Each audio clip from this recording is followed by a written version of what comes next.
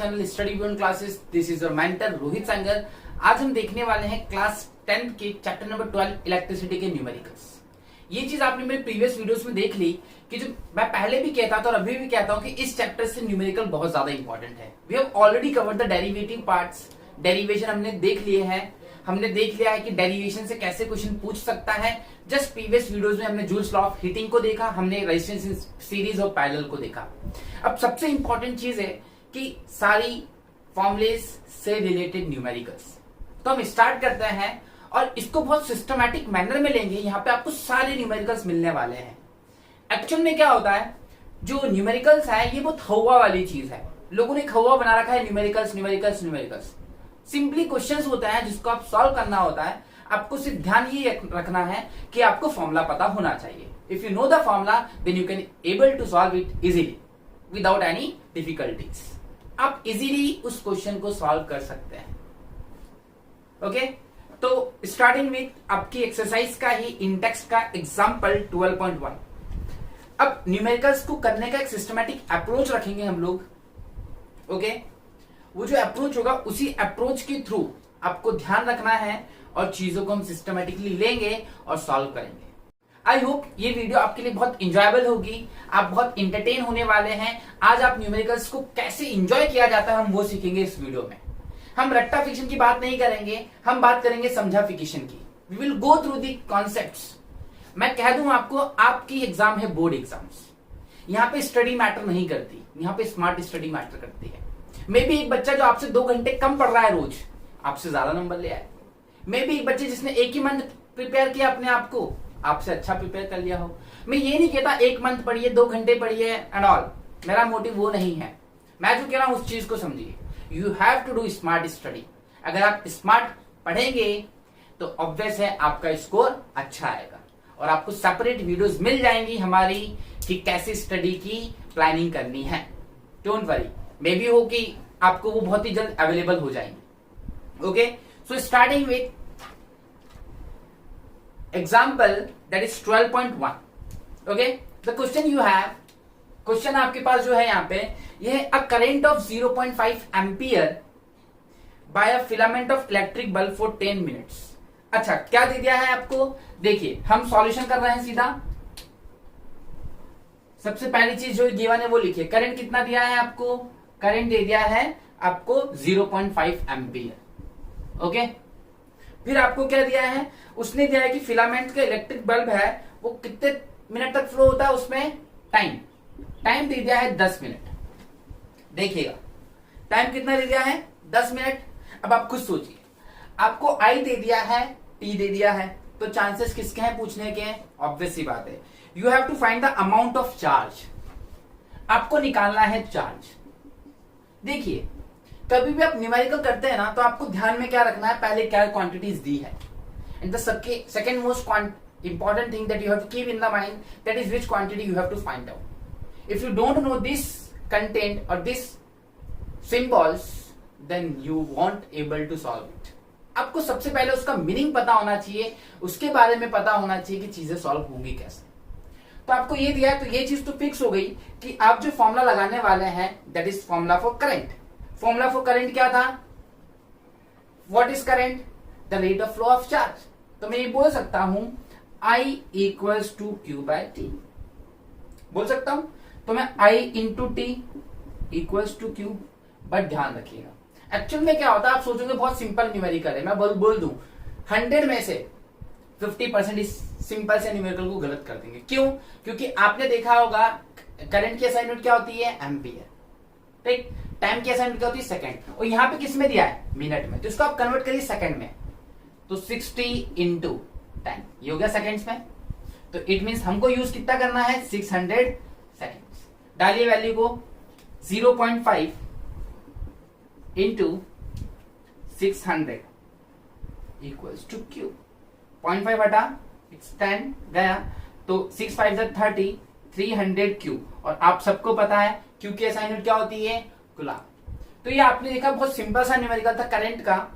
अब हम इसको अप्रोच करेंगे और धीरे धीरे आपको पता भी नहीं पड़ेगा आप कैसे इस न्यूमेरिकल को इजीली सॉल्व कर सकते हैं। Okay now moving to the next numerical Now, moving to the example 12.2, how much the work done? How much the work done in the moving charge of 2 coulomb across the 2 points having the potential difference? मतलब आपको क्या दे दिया है, हम solution कर रहे हैं. पहली सबसे चीज इंपॉर्टेंट चीज आपको गिवन क्या है. देखिए आपको गिवन है चार्ज. चार्ज को नोट करते 2 से क्यू से, तो कितना चार्ज रखा है 2 coulomb. Okay, now what you have given the potential difference. Potential difference को किसे डिनोट करते हैं, V से. एक बात ध्यान रखिएगा, अगर आपने पूरे फॉर्मुलेस की वीडियोस नहीं देखी है तो डिस्क्रिप्शन में आपको लिंक मिल जाएगा. आप पहले जाइए और उसको देखिए, चीजों को समझिए और फिर बैक टू दिस वीडियो. आपको काफी हेल्पफुल होगी क्योंकि उसके बिना आपको चीजें समझ में नहीं आएंगी. तो पोटेंशियल डिफरेंस आपको जो दे रखा है दैट इज 12 वोल्ट. अब आप खुद सोचिए, सर Q दिया है, V दिया है, तो आपको क्या करना है, हाउ मच वर्क डन, आपको निकालना है वर्क. कौन से फॉर्मूले में आया था सर, ये आया था पोटेंशियल डिफरेंस के फॉर्मूले में.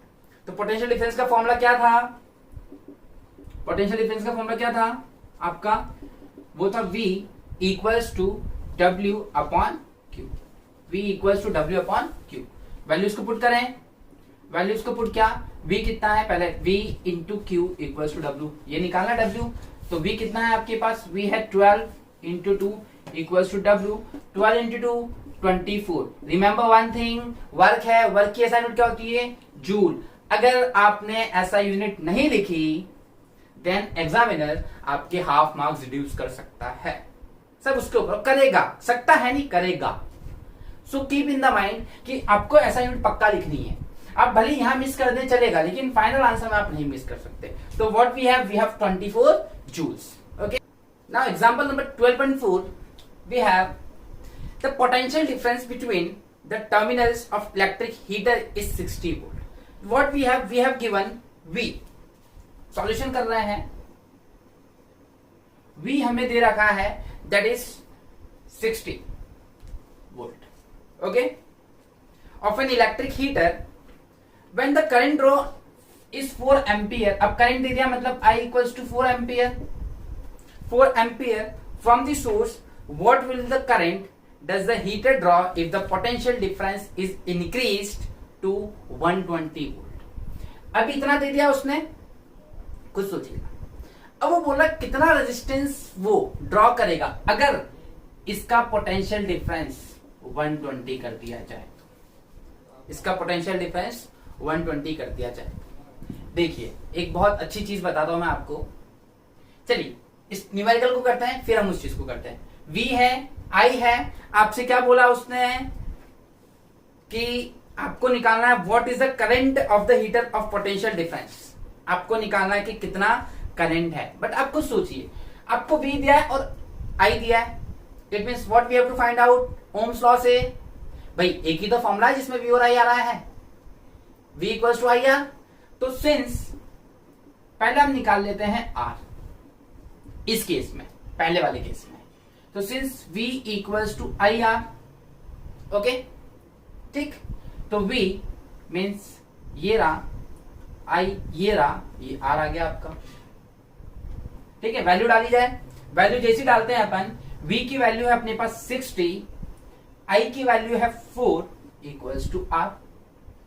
काटिए, 2 जा 30 जा 150. तो रेजिस्टेंस आपके पास कितना आ गया, रेजिस्टेंस आ गया 15. अब आपको मिल गया है रेजिस्टेंस इक्वल्स टू 15 ओम. अब आपको कैलकुलेट करना है पोटेंशियल डिफरेंस इस केस में. तो अपन इसका रेजिस्टेंस ले लेते हैं R1 की दिक्कत ना हो आपको समझने में, और इसको दे दो R2. We have to find out R2. Okay, क्योंकि R1 आ गया अपने पास. अब R1 को नहीं, कोई इश्यू नहीं है, R1 की जरूरत है ही नहीं अपन को, तो अपन ने R निकाल लिया. अब हमें दूसरे केस में निकालना है करंट. अगेन नाउ अब सबको पता है कि V आपको दे दिया है 120, R आपके पास आ गया है 15 ओम. यहां पे बहुत अच्छी कंक्लूजन ऑफ द स्टोरी बताने वाला हूं आपको, किसी बुक्स में नहीं मिलेंगी वो चीज. और I आपको निकालना है. ठीक, अगेन फॉर्मूला लगाया हमने, V इक्वल्स टू IR. कौन से लॉ से, by ohms law. V equals to 120 equals into 15 into I 15 into में है तो यहाँ के डिवाइड में हो गया, ये आई की वैल्यू हो गई। जैसे आप इसको सॉल्व करेंगे तो 15 8 आई किस में होता है? एम्पियर में। तो 8 एम्पियर आ गया। अच्छा, अगर मान लीजिए मैं ऐसे नहीं करता, मैं तो ऐसे नहीं करता, आप लोग करते डैम श्योर, आप तो ऐसे ही करना है आपको, बट मैं ऐसे इसको नहीं करने वाला था। वो तो क्या है कि आप लोग को बताना तो करना जरूरी है। I must use the smart approach. मैं स्मार्ट अप्रोच यूज करता। कैसे यूज करता देखिए, I4 था, इधर देखिए I4 था तो पोटेंशियल डिफरेंस 60 था, समझ रहे हैं? I4 था तो पोटेंशियल डिफरेंस 60 था। अब पोटेंशियल डिफरेंस कितना हो गया? 120, डबल हो गया। तो भाई ये भी क्या होगा? देखिए 8 आया नहीं आया, होगा ना। और डबल क्यों होगा? V is directly proportional to I। भाई पढ़ा सबने है, अप्लाई किसी ने नहीं किया। तो ये चीज आपको सोचनी है दिमाग से।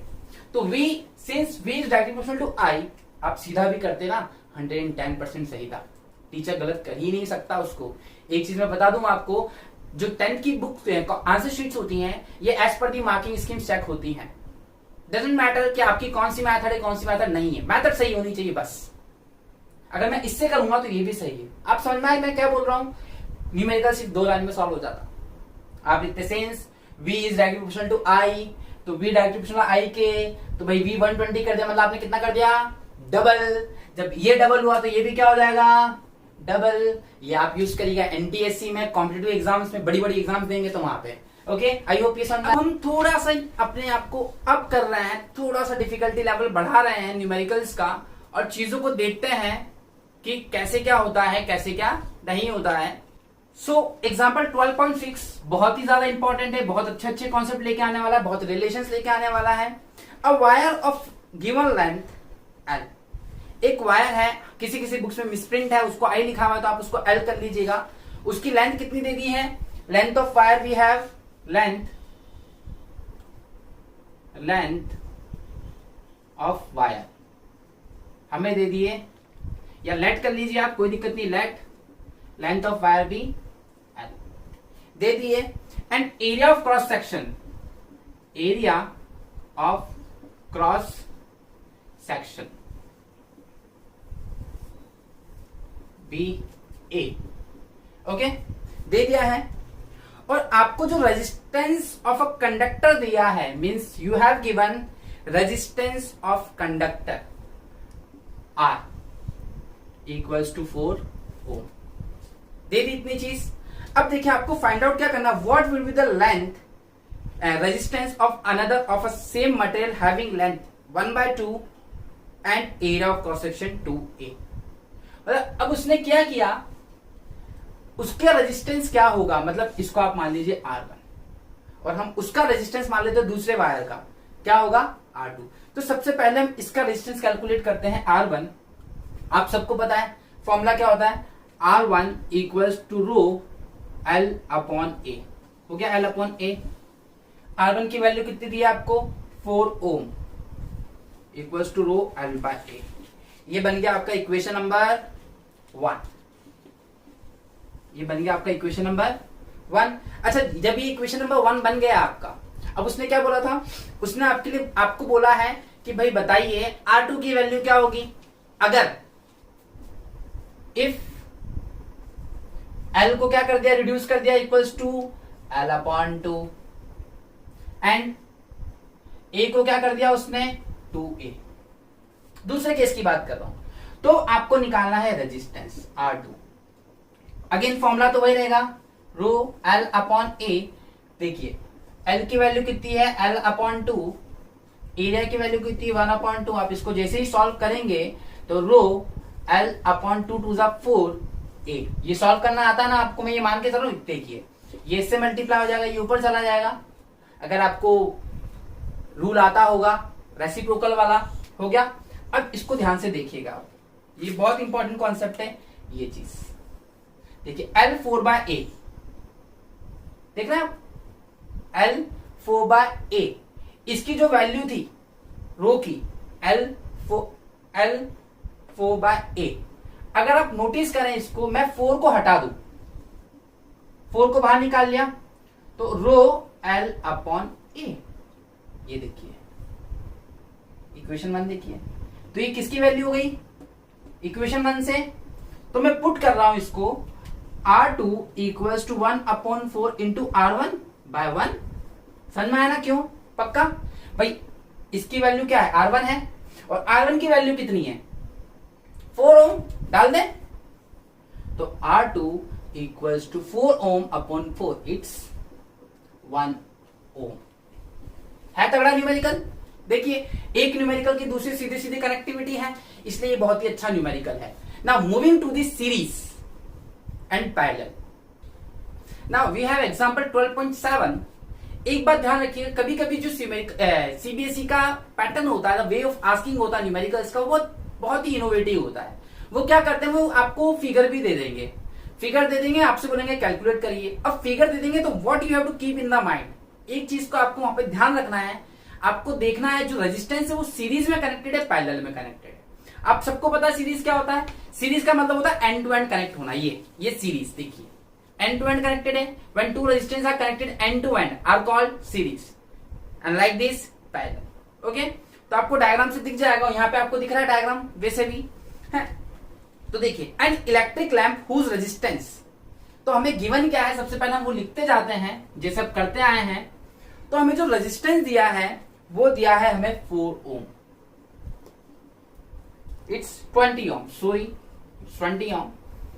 अब आप सोच रहे होंगे कि भाई मैंने R1 क्यों लिया, अंडरस्टूड है, because we have given 2 resistance, एक 20 ओम है और एक कंडक्टर का दिया है 4 ओम, R2 दे दिया 4 ओम। इतनी बात समझ में आई। R connected to the 6 volt battery, R connected to the 6 volt battery. Volt मतलब क्या हो गया, पोटेंशियल डिफरेंस, तो V आपको दे दिया है 6 वोल्ट। ओके 6 वोल्ट दे दिया है। और एक चीज मैं बता दूं आपको, ये सीरीज में कनेक्टेड है, ये किस में कनेक्टेड है, सीरीज में। Then what you have to find out, आपको जो निकालना है पहला है the total resistance of circuit. दोनों किस में है, सीरीज में। सिंस पहला पार्ट है इसका ए पार्ट, टोटल रेजिस्टेंस निकाल रहे हैं हम। Since R1 and R2 are connected in series, therefore formula क्या था, R equals to R1 plus R2, values डाली जाए 20 प्लस 4 इक्वल्स टू 24 ओम। इतनी बात समझ में आ गई। अब बी पार्ट पूछ रहा है इसका the current of the circuit, ये ए हो गया। अब बी पूछ रहा करंट, आप खुद सोचिए, R है, V है, लगा दे Ohm's law, V equals to I R by ohms law, by ohms law. B part हमसे क्या पूछ रहा है, बी पार्ट हमसे पूछना चाह रहा है करंट। लो भैया आपको पता पड़ गया कि ओम्स लॉ क्यों लग रहा है, भाई V है, R है, क्या नहीं है, I नहीं है, तो हमें I निकालना है।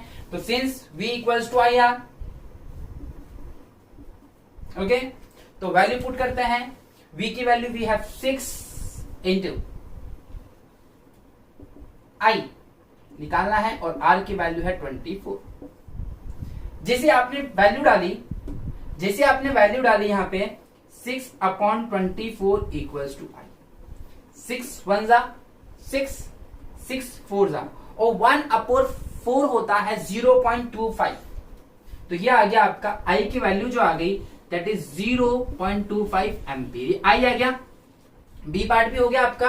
अब मैं बात करता हूं सी पार्ट की। सी पार्ट सबसे इंपॉर्टेंट पार्ट, देखिए कैसे ब्रेक किया, इससे ये निकला और वैसे इससे वो निकलने वाला है आगे वाला पार्ट। जो सी पार्ट है वो बोलता है पोटेंशियल डिफरेंस। अब देखिए पोटेंशियल डिफरेंस किसका, दोनों का, लैंप का भी और कंडक्टर का भी। तो हम निकालते हैं सबसे पहले V ऑफ लैंप, और चूंकि आपके पास 2 है तो आप इसको V1 मान लीजिए, ठीक है। V1 of lamp means potential difference, और पहले लेट कर लीजिए, let potential difference of lamp be V1 and conductor V V2। तो V1 निकाल रहे हैं, आपको क्या निकालना है V1, अब वापस बताइए क्या लगाएंगे, वापस से लगाएंगे आप ओम्स लॉ, क्योंकि आपको क्या निकालना है, पोटेंशियल डिफरेंस। तो V equals to I R होता है, V equals to I R, तो आपको निकालना है V1, वैल्यू पुट करिए, V1 निकालना है, I की वैल्यू कितनी है 0.25। अच्छा I कितना है सर, R कितना है, किसका R निकाल रहे हो आप, V1 लैंप है, लैंप कितना दे रखा है आपको 20, डाल दीजिए 20, सॉल्व किया 100 1 5 इट्स 5, कितना आ गया ये आपका आ गया 5 वोल्ट। सेम टू सेम आपको निकालना है V2 के लिए I कितना लोगे, I तो सेम है, R2 कितना हो जाएगा 4, कर लेंगे आप, होप सो ये चीज कर लेंगे। तो ये चीज आपने देखी न्यूमेरिकल्स में कि कैसे हमने सीरीज को किया। और एक बात ध्यान रखिएगा, कभी कभी सीरीज का जो न्यूमेरिकल आता है वो यहां से आएगा और यहां से कनेक्ट किया जाएगा ओम्स लॉ को, ध्यान रखिएगा, R से कनेक्ट किया जाएगा ओम्स लॉ को, या तो इस फॉर्मूले को कनेक्ट किया जाएगा पैरेलल वाले से। कभी कभी सीबीएसई क्या कॉन्ट्रास्ट करवाती है डिफरेंस मैनर में कि इसको सीरीज में कैलकुलेट करिए, इसको पैरेलल में कैलकुलेट करिए, बताइए किसका ज्यादा है, कितना ज्यादा है। फिर आपसे पूछ देगी कि ये बता दीजिए, अच्छा आपने निकाल दिया किसका कितना है, अब ये बताइए कौन सा फायदेमंद है। तो आपको मैंने पहले ही बता रखा है, प्रीवियस वीडियोस में आपने देख लिया हुआ मेरी advantages of parallel over series में, क्यों बताया था पैरेलल क्यों करना हमें, सीरीज क्यों नहीं करना, पता है ना आपको, दैट्स इट, वो आंसर है आपका। एक चीज ध्यान रखिएगा, सीबीएसई कभी भी अभी तक आपने 9 तक जो किया that was other thing, CBSE कभी भी 3 मार्क्स के क्वेश्चन को आपको सिंगल नहीं देगी, वो पार्ट्स में देगी। 3 मार्क्स का दिया है मतलब उसके 3 पार्ट्स होंगे A B C, तो एक पार्ट नहीं भी हुआ अच्छे से तो दूसरा पार्ट आप कर लेंगे ना, then there is a chances to score more than 70% आराम से। उस क्वेश्चन की बात कर रहा हूं मैं, एग्जाम में तो आप 95 ला सकते हैं आराम से 100 में से, कोई बड़ी बात नहीं है, बहुत बच्चे इजीली स्कोर करते हैं। तो वो सिंपल पार्ट है, इस पार्ट को अपन को छोड़ना नहीं है, क्योंकि न्यूमेरिकल यहां से आएगा। देखिए मैं बताता हूं न्यूमेरिकल आता कहां से, लाइट से न्यूमेरिकल फिक्स है। अभी हम हीटिंग इफेक्ट ऑफ करंट देखेंगे, joules law of heating, pre boards में आपको भरपूर मिलेंगे, सीरीज पैरेलल के आपको प्री बोर्ड्स में बहुत मिलेंगे। यहां से न्यूमेरिकल फिक्स है और रिफ्रैक्शन ऑफ लाइट से फिक्स है, ये दोनों पक्का आएंगे, आप लिख के ले लीजिए, मैं गारंटी दे रहा हूं आपको, गारंटी। और अगर आपने न्यूमेरिकल्स छोड़े, इनकी प्रैक्टिस करनी पड़ेगी, आपको कनेक्टिविटी पता होनी चाहिए। अगर आपने न्यूमेरिकल्स छोड़े देन यू हैव टू पे the penalty of 4 to 5 marks, क्योंकि कुछ न्यूमेरिकल्स तो आप कर लेंगे, इतने न्यूमेरिकल्स आपके सिलेबस से आप हटा दीजिए। तो इसलिए फोकस हमें सब तरफ करना है, ये नहीं कि मुझे बायो अच्छी तो बायो में घुस गया, केमिस्ट्री अच्छी केमिस्ट्री में घुस गया। भाई फिजिक्स भी उतनी इंपॉर्टेंट है, बूंद बूंद से घड़ा भरेगा, और ये घड़ा साइंस का है, जितनी केमिस्ट्री का वेटेज है उतना ही फिजिक्स का है, उतना ही बायो का है। अब भाई मैं तो बोलूँ ये भाड़ में गई बोर्ड एग्जाम, ये फ्यूचर का वेटेज है। साइंस में अच्छे मार्क्स होंगे तो वहां पे आपको अच्छी तरीके से आका जाएगा, दिक्कत नहीं होगी 11th में आपको सब्जेक्ट चूज करने में। तो ये चीजें हैं, तो आई होप आपको ये चीज समझ में आई। और इसी से पहले आप बात करते हैं हम जूल्स लॉ ऑफ हीटिंग की। मैं आपको बता दूं जूल्स लॉ ऑफ हीटिंग में है क्या एक्चुअल में। जूल्स लॉ ऑफ हीटिंग में ज्यादा कुछ करना है नहीं, बहुत सिंपल सा फॉर्मूला है और उसमें सिर्फ वैल्यू पुट करनी है, सिर्फ वैल्यू पुट करनी है, कभी कोई टफ पोर्शन नहीं आएगा, सिर्फ वैल्यू पुट करनी है आपको। और एक चीज का ध्यान रखना है वहां पे कि जब आप वैल्यू पुट करेंगे ना तो H equals to I square R into D, ये है जूल्स लॉ का फॉर्मूला। सबसे पहले यूनिट्स का ध्यान रखिए कि यूनिट्स तो चेंज नहीं हुई है, और टाइम भी मिलेगा आपको, अजीब मिनट में मिलेगा दोस्तों, सेकंड में कर दीजिए बस। और दूसरी चीज ध्यान रखिए कनेक्शन किस में है, सीरीज में है कि पैरेलल में है, बस। अगर ये चीज आपने रखी है तो मैं कह सकता हूं आपसे न्यूमेरिकल्स के मार्क्स कोई छीन नहीं सकता। बट फिर भी अगर आपको स्पेशली कोई डिमांड है आपकी पर्टिकुलर न्यूमेरिकल्स की तो मैं आपको वहां से वो न्यूमेरिकल्स भी ले आऊंगा। बट फिर मैं बता चुका हूं, और इससे प्रीवियस वीडियोस जो थी उसमें आप ऑलरेडी देख चुके हैं कि हम फॉर्मुलेस के साथ कैसे लिंकेज फॉर्म किया था, हमने एक रिलेशन स्टैब्लिश किया था सारे फॉर्मुलेस का। मैंने जूल्स लॉ ऑफ हीटिंग में ऑलरेडी वो चीज बता रखी है और सारी चीजें इंटरकनेक्टेड है। मैं आपको फिर बता दूं, आपने कहीं से भी स्टार्ट की हो, कहीं से भी नहीं, बट अगर आपको एक सिस्टमैटिक एंड देना है तो आपको सिस्टमैटिक पढ़ना पड़ेगा। I hope you enjoy the video, please do subscribe and like and don't forget to share. Thank you.